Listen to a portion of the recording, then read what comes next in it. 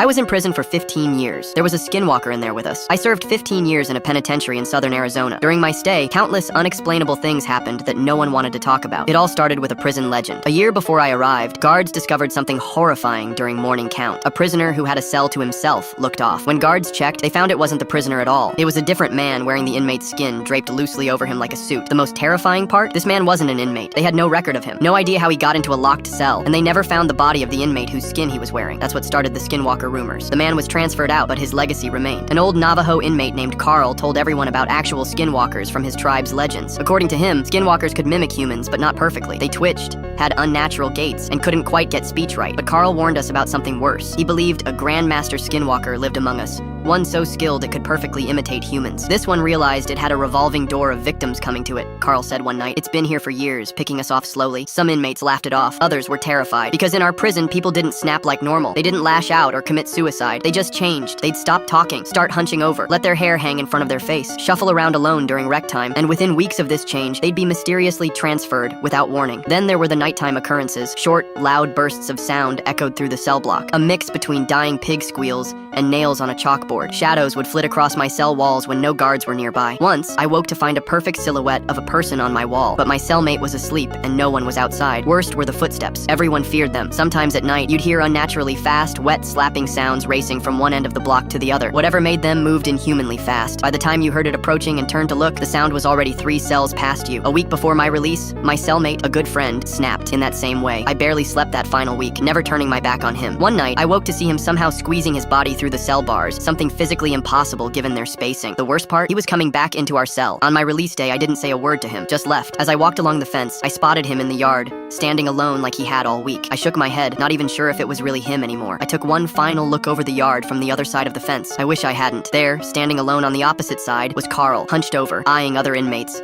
and twitching manically. The Grandmaster had been right under our noses the whole time.